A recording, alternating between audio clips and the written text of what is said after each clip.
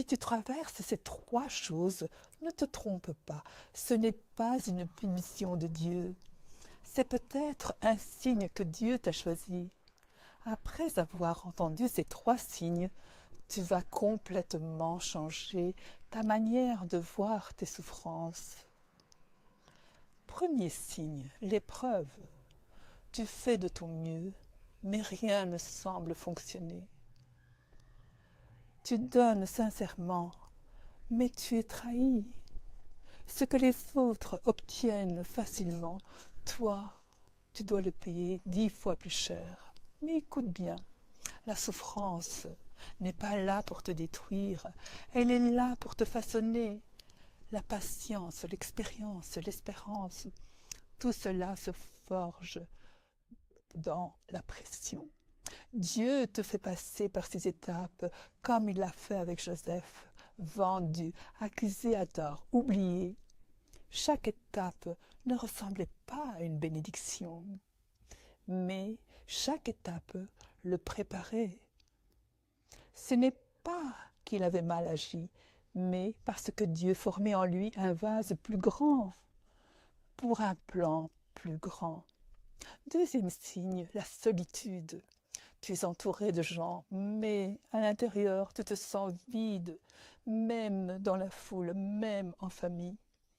Tu as l'impression que personne ne te comprend vraiment. Mais souviens-toi de ceci. Jésus a promis d'envoyer le consolateur pour être avec toi. Ce sentiment de solitude n'est pas une preuve d'abandon. C'est peut-être un signe que Dieu t'a mis à part. Le monde ne peut pas combler ce vide intérieur parce que cette place a toujours été réservée à Dieu. Troisième signe, les luttes et les questions. Tu te demandes, pourquoi moi? Pourquoi tant de souffrance? Tu doutes, tu es fatigué et tu portes tout seul le poids de tes nuits. Mais Dieu ne t'a pas oublié. Souvent, c'est dans la nuit, la plus sombre, que sa lumière commence à briller. Au milieu de tes larmes et de tes questions, sa main est déjà sur ton épaule. Elle n'a jamais quitté ta vie. L'épreuve, la solitude, les combats, ce ne sont pas des malédictions.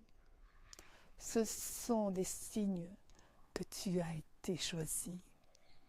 Tu n'es pas rejeté. Tu es appelé par Dieu lui-même. Si tu crois que Dieu t'a choisi, écris Amen en commentaire.